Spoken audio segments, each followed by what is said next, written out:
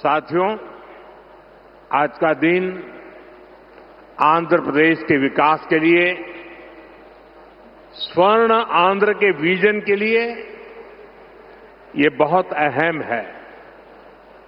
मुझे आज बहुत शुभ अवसर पर एक शुभ मास में उत्तर आंध्र की इस पवित्र भूमि पर आने का सौभाग्य मिला है। मैं सबसे पहले भगवान श्री वराह लक्ष्मी नरसिंह स्वामी के चरणों में प्रणाम करता हूं। मैं श्री कुर्मनाथ स्वामी और मां पोंडितल्ली अम्मवारू को नमन करता हूं। మిత్రులారా, ఈ రోజు ఆంధ్రప్రదేశ్ అభివృద్ధికి స్వర్ణాంధ్ర విజన్ కు ఎంతో కీలకమైన రోజు. ఈ శుభ సందర్భంగా ఈ పవిత్రమైన మాసంలో ఈ పవిత్రమైన ఉత్తరాంధ్ర భూమికి రావడం నాకెంతో సౌభాగ్యంగా భావిస్తున్నాను. ముందుగా శ్రీ వరాహ లక్ష్మీ నరసింహస్వామి వారి పవిత్రమైన పాదాలకు నా నమస్కారాలు అర్పిస్తున్నాను. అలాగే కూర్మనాథ స్వామి వారికి, అమ్మ పైడితల్లి అమ్మవారికి నమస్కరిస్తున్నాను. साथियों, आज यहां करीब 18,000 करोड़ रुपए की विकास परियोजनाओं का शुभारंभ, लोकार्पण और शिलान्यास हुआ है। एयरपोर्ट के साथ साथ ये प्रोजेक्ट आंध्र की रोड कनेक्टिविटी से भी जुड़े हैं। इनमें एनर्जी सिक्योरिटी से जुड़े प्रोजेक्ट भी हैं। ये विकास कार्य इस बात के प्रतीक है कि इस समय आंध्र किस स्पीड से आगे बढ़ रहा है। मैं आप सभी को इन प्रोजेक्ट्स की बहुत बहुत शुभकामनाएं देता हूं. మిత్రులారా, ఈ రోజు దాదాపు 18,000 కోట్ల రూపాయలు విలువైన అభివృద్ధి ప్రాజెక్టులు ప్రారంభోత్సవం మరియు శంకుస్థాపన చేసుకుంటున్నాం. ఎయిర్పోర్ట్తో పాటు ఈ ప్రాజెక్టులు ఆంధ్రప్రదేశ్లో రోడ్ కనెక్టివిటీని కూడా మరింత బలోపేతం చేస్తాయి. వీటిలో ఎనర్జీ సెక్యూరిటీకి సంబంధించిన ప్రాజెక్టులు కూడా ఉన్నాయి. ఈ ప్రాజెక్టులు ఆంధ్రప్రదేశ్కు ఎంత వేగంగా ముందుకు తీసుకొని వెళ్తున్నాయనడానికి ఒక నిదర్శనం. ఈ ప్రాజెక్టుల కోసం మీ అందరికీ నా హృదయపూర్వకమైనటువంటి శుభాకాంక్షలు. साथियों, आज का ये आयोजन नया इतिहास, नए रिकॉर्ड इसे रचने का भी है. आज एक और विकास के नए रिकॉर्ड बन रहे हैं, तो साथ ही ढीमसा डांस का सांस्कृतिक रिकॉर्ड भी रचा गया है. और ये चंद्रबाबू की विशेषता है कि उन्होंने 2 क्षितिजों को छुआ है. एक तरफ ऊंची आसमान को छूने वाली व्यवस्था, एयरपोर्ट का निर्माण, और दूसरी तरफ मेरे यहां के आदिवासी बहनों के द्वारा ढीमसा नृत्य का विश्व रिकॉर्ड बनाना. मैं चंद्रबाबू के इस विजन को विशेष रूप से सराहना करता हूं. మిత్రులారా, ఈ రోజు ఒక కొత్త చరిత్ర, ఒక కొత్త రికార్డును సృష్టించిన రోజు కూడా. ఒకవైపు అభివృద్ధిలో కొత్త రికార్డులు నమోదవుతున్నాయి, మరోవైపు దింసా నృత్యం కూడా ఒక సాంస్కృతిక రికార్డును సృష్టించింది. ఇది చంద్రబాబు నాయుడు గారి విశిష్టత అనేది నేను తెలియజేస్తున్నాను. ఈ రోజు చంద్రబాబు నాయుడు గారు ఒక 2 అంశాలను టచ్ చేశారు. ఒకటి నింగిని ఆకాశాన్ని అంటే ఎయిర్పోర్ట్ అయితే, మరొకటి గిరిజనుల సోదర సోదరీమణులతో ఈ రోజు దింసా నృత్యంతో ఒక రికార్డు సృష్టించారు. ఇది చంద్రబాబు నాయుడు గారి విజన్. దీనికి నేను హృదయపూర్వకమైనటువంటి అభినందనలు తెలియజేస్తున్నాను. 13,000 से ज्यादा आदिवासी बहनों और बेटियों की प्रस्तुति, उनका उत्साह, उनका अनुशासन और आदिवासी संस्कृति का गौरव, यह दृश्य वाकई अद्भुत था. इसमें देश की विविधता की झलक भी थी और पीढ़ी दर पीढ़ी सहज कर रखी गई जनजातीय विरासत भी थी। मैं इस प्रस्तुति के लिए आप सभी का और विशेष रूप से मेरी आदिवासी बहनों और बेटियों का बहुत बहुत अभिनंदन करता हूं। 13,000 మందికి పైగా గిరిజన పిల్లలు మరియు సోదరిమణుల తాలూకా ప్రదర్శన, వారి ఉత్సాహం, వారి క్రమశిక్షణ మన గిరిజన సంస్కృతికి సంబంధించిన ఒక గౌరవం. ఈ దృశ్యం నిజంగా అద్భుతంగా అనిపించింది. దీనిలో మన దేశం తాలూకా వైవిధ్యత కనిపించింది. అలాగే తరతరాలుగా సంరక్షించబడిన గిరిజన వారసత్వం కూడా ప్రతిబింబించింది. ఈ అద్భుతమైన ప్రదర్శనకు మన గిరిజన పిల్లలకు, సోదరిమణులకు, అలాగే ఇక్కడ ఉన్న అందరికీ కూడా నా హృదయపూర్వక అభినందనలు తెలియజేస్తున్నాను. साथियों, ये धरती अल्लूरी सीताराम राजू की धरती है। अल्लूरी सीताराम राजू जी ने जिस धरती पर आदिवासी हितों के लिए अपना जीवन समर्पित किया, आज उसी धरती पर आंध्र प्रदेश के एक नए एयरपोर्ट की शुरुआत हो रही है। ये एयरपोर्ट आंध्र और उत्तर आंध्र की ग्रोथ का रनवे है। ये आंध्र के युवाओं के बेहतर भविष्य का लॉन्च पैड है। मैं आंध्र प्रदेश के लोगों को, देश के लोगों को बहुत बहुत बधाई देता हूं. మిత్రులారా, ఈ నేల అల్లూరి సీతారామరాజు గారి నేల.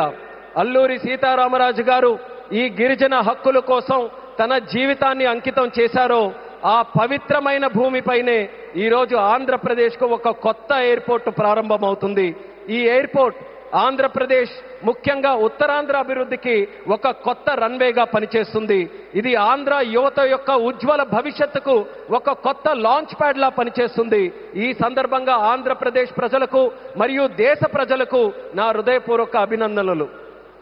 साथियों, पहले जब एयरपोर्ट बनते थे तो एयरपोर्ट के नाम एक ही परिवार के नाम पर चढ़ जाते थे.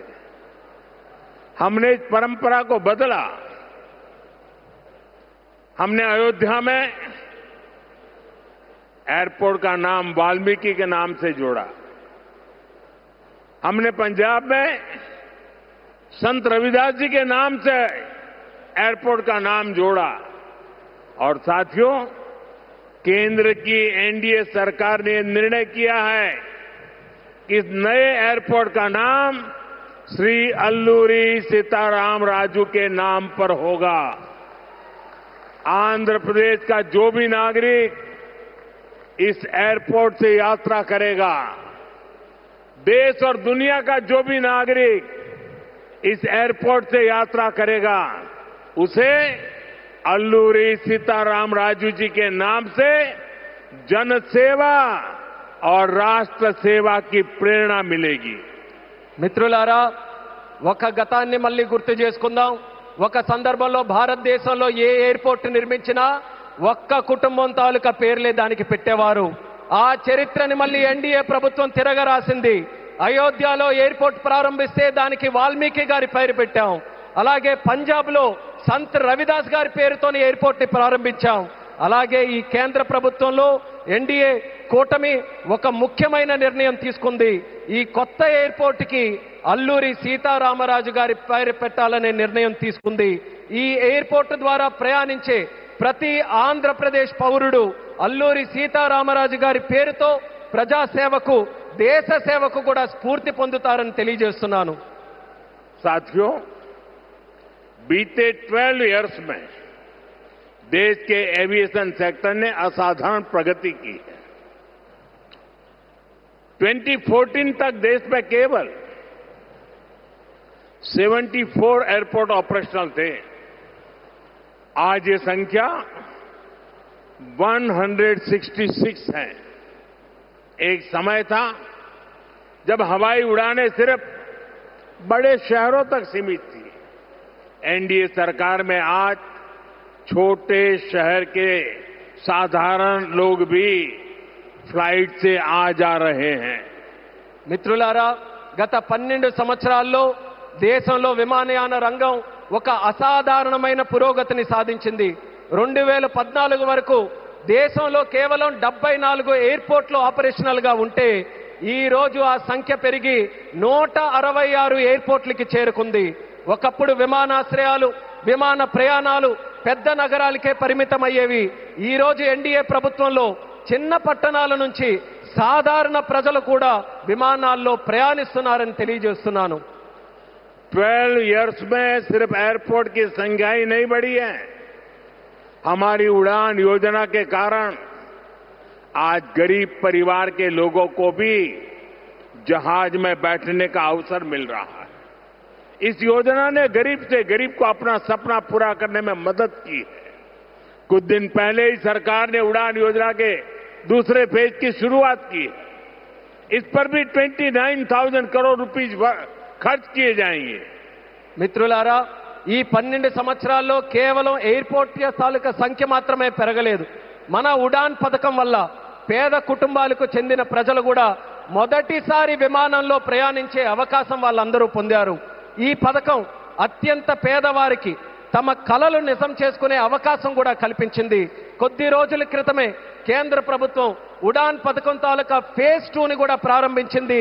దీని ద్వారా దేశంలో 29,000 కోట్ల రూపాయలు ఖర్చు చేయబోతుందని తెలియజేస్తున్నాను. साथियों, एविएशन सेक्टर में देश ने एक और बड़ा माइलस्टोन हासिल किया है. कुछ ही दिन पहले काशी में जी स्पोक एयरपोर्ट मॉडल का शुभारंभ हुआ. आज वही मॉडल पंजाब के अमृतसर तक पहुंच गया है. इससे अमृतसर से 25 से ज्यादा इंटरनेशनल डेस्टिनेशन जुड़ जाएंगे. मैं इस उपलब्धि के लिए आंध्र की इस धरती से पंजाब के लोगों को भी बधाई देता हूं. साथियों, हमारे आंध्र प्रदेश के पास हमेशा से विकसित भारत का ग्रोथ इंजन बनने का सामर्थ्य रहा है. आंध्र प्रदेश के विकास के लिए हमारे प्रयास डबल इंजन की स्पीड से आगे बढ़े. इसके लिए मैंने आंध्र के लोगों से डबल इंजन सरकार का आशीर्वाद मांगा था और आज चंद्रबाबू नायडू जी के नेतृत्व में, पवन कल्याण जी के नेतृत्व में एनडीए की पूरी टीम आंध्र प्रदेश के लिए डबल स्पीड से काम कर रही है. మిత్రులారా, విమానయాన రంగంలో దేశంలో మరో పెద్ద మైలురాయిని మనం సాధించాం. కొద్ది రోజుల క్రితమే కాశీలో ప్రారంభమైన స్పోక్ ఎయిర్పోర్ట్ మోడల్ ఈ రోజు పంజాబ్లోని అమృత్సర్ వరకు కూడా విస్తరించింది. దీంతో అమృత్సర్లో 25కి పైగా అంతర్జాతీయ గమ్యాలకు నేరుగా కనెక్ట్ అవ్వడానికి అవకాశం కలిగింది. ఈ విజయానికి ఆంధ్రప్రదేశ్ నేల నుంచే పంజాబ్ ప్రజలకు కూడా నా హృదయపూర్వక అభినందనలు తెలియజేస్తున్నాను. అలాగే మిత్రులారా, వికసిత్ భారత్ నిర్మాణంలో ఆంధ్రప్రదేశ్ ఎప్పుడూ కూడా ఒక గ్రోత్ ఇంజిన్ గా నిలిచే సామర్థ్యం కలిగి ఉంది. ఆంధ్రప్రదేశ్ అభివృద్ధి కోసం డబుల్ ఇంజిన్ వేగంతో మా ప్రయత్నం ముందుకు సాగాలని నేను ఆంధ్ర రాష్ట్ర ప్రజలకు డబుల్ ఇంజిన్ ప్రభుత్వం కోసం ఆశీర్వాదాన్ని నేను కోరాను. ఈ రోజు చంద్రబాబు నాయుడు గారి నాయకత్వంలో, పవన్ కళ్యాణ్ గారి నాయకత్వంలో ఎన్డీఏ టీం మొత్తం ఆంధ్రప్రదేశ్ అభివృద్ధి కోసం డబుల్ వేగంతో పనిచేస్తుందని గర్వంగా తెలియజేస్తున్నాను. साथियों, आज देश ब्लू इकोनॉमी को लगातार मजबूत कर रहा है. हमारा विजन है कि पूरा क्षेत्र कोस्टल इकोनॉमिक कॉरिडोर के रूप में विकसित हो. इसी लक्ष्य के साथ विशाखापट्टनम से कृष्णापट्टनम तक हमारे पुराने पोर्ट्स को आधुनिक रूप दिया जा रहा है. इसके अलावा मुलापेटा और रामायापट्टनम में हम नए पोर्ट भी बना रहे हैं. మిత్రులారా, ఈ రోజు దేశం బ్లూ ఎకానమీని నిరంతరం బలోపేతం చేస్తుంది. మా విజన్ ఈ మొత్తం ప్రాంతాన్ని ఒక కోస్టల్ ఎకనామిక్ కారిడార్ గా అభివృద్ధి చేయడం. ఈ లక్ష్యంతో విశాఖపట్నం నుంచి కృష్ణపట్నం వరకు మన పాత పోర్ట్స్ అన్నిటినీ కూడా ఆధునీకరిస్తున్నాం. అదే సమయంలో మూలపేట మరియు రామయ్యపట్నంలో కొత్త పోర్ట్స్ ని కూడా మనం నిర్మించబోతున్నాం. साथियों, पोर्ट डेवलपमेंट के साथ साथ पूरे आंध्र में हाईवे और एक्सप्रेसवे का नेटवर्क तैयार हो रहा है। विशाखापट्टनम रायपुर एक्सप्रेसवे जैसे प्रोजेक्ट इस पूरे क्षेत्र को रफ्तार दे रहे हैं। మిత్రులారా, పోర్టుల అభివృద్ధితో పాటు ఆంధ్రప్రదేశ్ మొత్తం హైవేస్ ఎక్స్ప్రెస్వేస్ నెట్వర్క్ ని విస్తృతంగా పెంచుకుంటూ పోతుంది. విశాఖపట్నం రాయ్పూర్ ఎక్స్ప్రెస్ వే వంటి ప్రాజెక్టులు ఈ ప్రాంతానికి సరికొత్త వేగాన్ని అందిస్తున్నాయి. साथियों, ये पूरा रीजन देश के बड़े औद्योगिक केंद्रों से आसानी से जुड़े, इसके लिए आज आंध्र प्रदेश में करीब 1 लाख करोड़ रुपीस की रेलवे परियोजनाओं पर काम चल रहा है। राज्य के पूरे रेल नेटवर्क का इलेक्ट्रिफिकेशन हो चुका है। यहां 70 से ज्यादा रेलवे स्टेशनों को भी आधुनिक बनाया जा रहा है। మిత్రులారా, ఈ ప్రాంతం మొత్తం దేశంలోని ప్రధాన పారిశ్రామిక కేంద్రాలతో మరింత సులభంగా అనుసంధానం అవ్వడానికి ఈ రోజు ఆంధ్రప్రదేశ్లో దాదాపు 1,00,000 కోట్ల రూపాయలు విలువైన రైల్వే ప్రాజెక్ట్స్ తాలూకా పనులు కూడా జరుగుతున్నాయి. రాష్ట్రంలో రైల్వే నెట్వర్క్ అంతా ఇప్పటికీ పూర్తిగా ఎలక్ట్రిఫికేషన్ అయ్యింది. అదేవిధంగా 70కి పైగా రైల్వే స్టేషన్లు కూడా ఆధునీకరిస్తున్నాం. साथियों, आज इस क्षेत्र के विकास में पीएम गति शक्ति नेशनल मास्टर प्लान भी बड़ी भूमिका निभा रहा है। पीएम गति शक्ति के माध्यम से इस पूरे क्षेत्र में रेल, पोर्ट और एयरपोर्ट को एक साथ जोड़ा जा रहा है।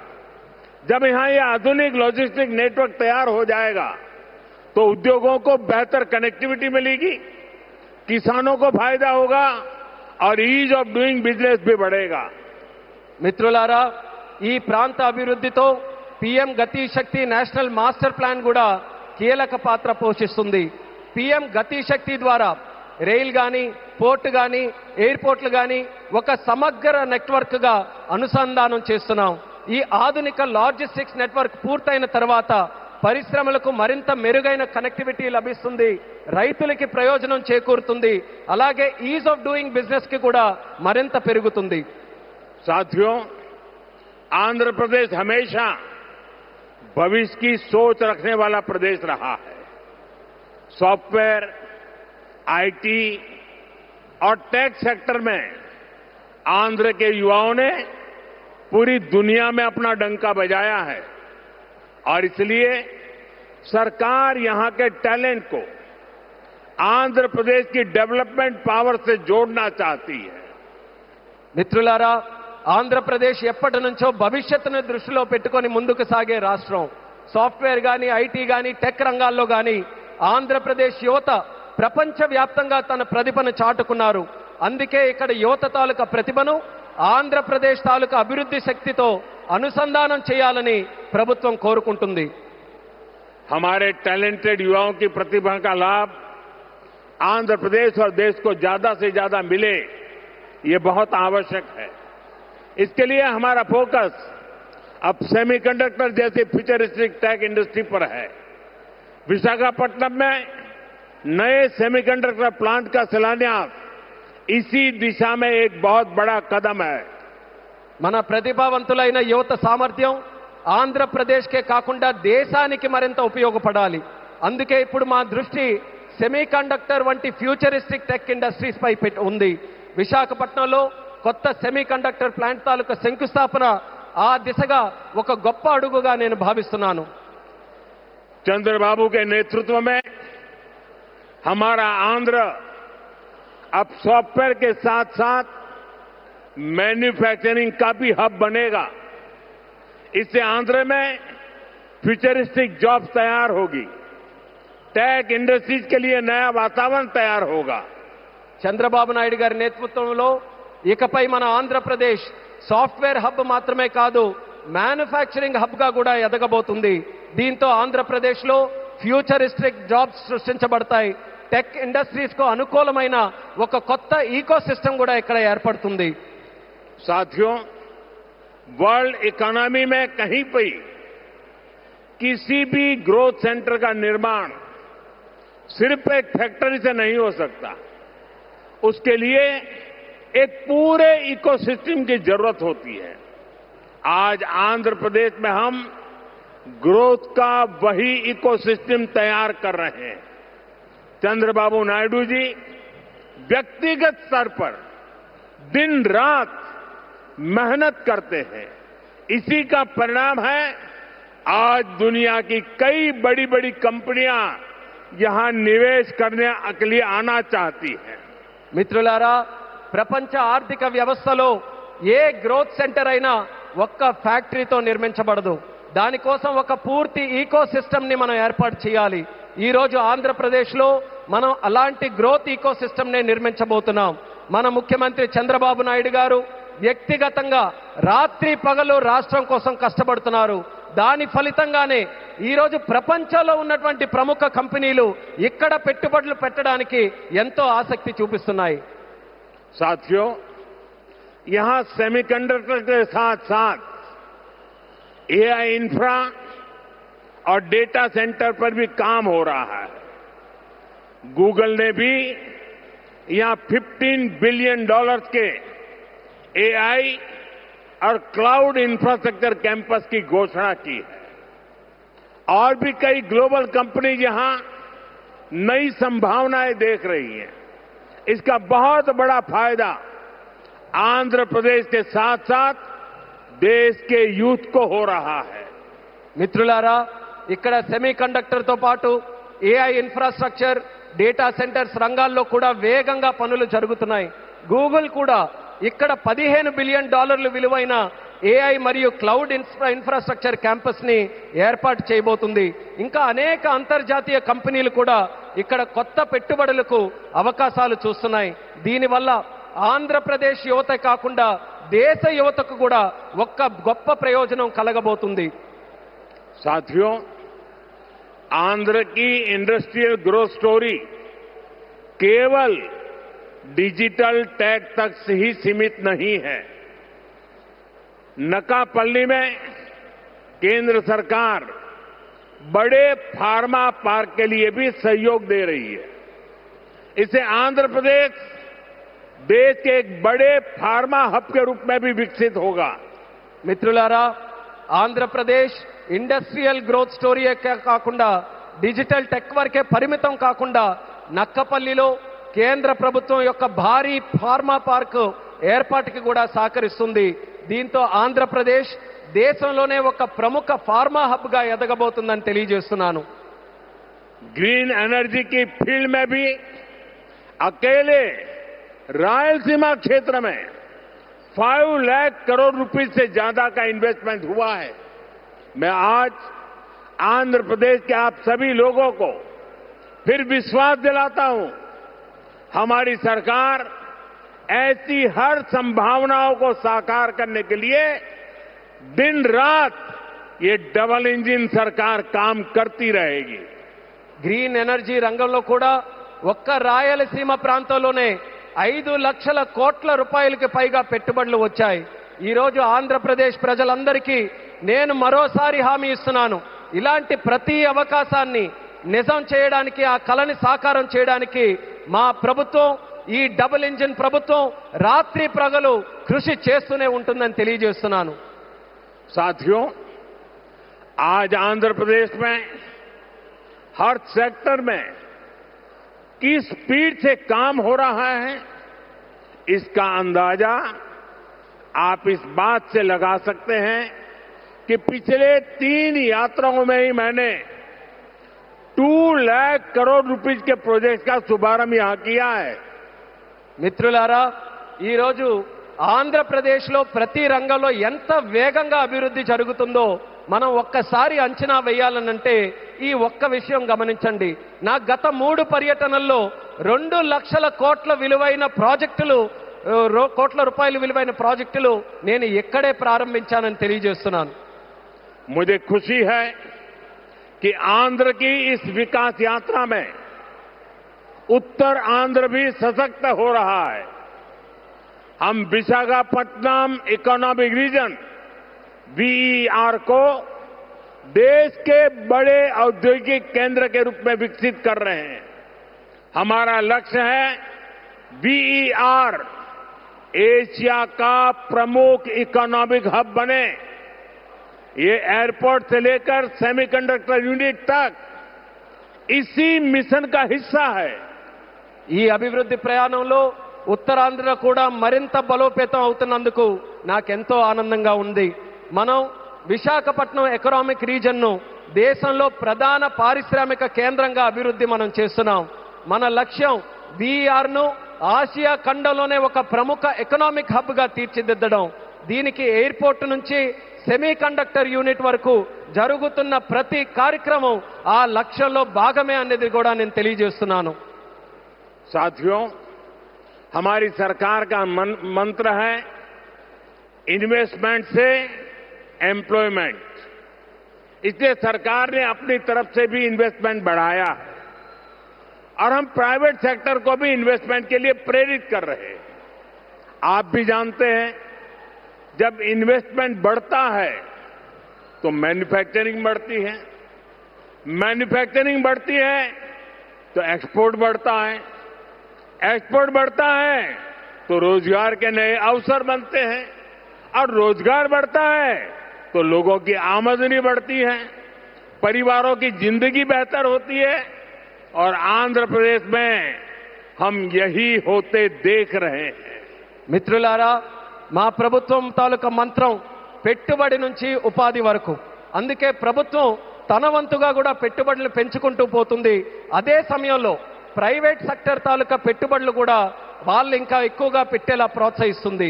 మీ అందరికీ తెలుసు, పెట్టుబడులు పెరిగితే తయారీ రంగం పెరుగుతుంది, తయారీ రంగం పెరిగితే ఎగుమతులు పెరుగుతాయి, ఎగుమతులు పెరిగితే కొత్త ఉద్యోగ అవకాశాలు పెరుగుతాయి, ఈ కొత్త ఉద్యోగ అవకాశాలు పెరిగితే ప్రజల తాలూకా ఆదాయం పెరుగుతుంది. ఆ పెరిగినప్పుడు కుటుంబం తాలూకా జీవితాలు మరింత మెరుగుపడతాయి. ఈ రోజు మన ఆంధ్రప్రదేశ్లో ఈ మార్పుని మనం కల్లారా చూస్తున్నాం. साथियों, मुझे पूरा विश्वास है आज यहां जितने भी प्रोजेक्ट की शुरुआत हुई है, जिनकी नींव रखी गई है, वो सारे प्रोजेक्ट स्वर्ण आंध्रा और विकसित भारत के संकल्प को पूरा करने में बहुत बड़ा योगदान देंगे। चंद्रबाबू जी के नेतृत्व में आंध्र प्रदेश विकसित भारत के सपने को पूरा करने के लिए एक बहुत बड़ा ऊर्जा स्रोत बन रहा है। मैं एक बार फिर इन सभी परियोजनाओं के लिए आंध्र प्रदेश के लोगों को बहुत बहुत बधाई देता हूं। बहुत बहुत धन्यवाद। మిత్రులారా, ఈ రోజు ప్రారంభమైన శంకుస్థాపన జరిగిన ప్రతి ప్రాజెక్టు కూడా స్వర్ణాంధ్ర మరియు వికసిత్ భారత్ సంకల్పాలను సాకారం చేయడంలో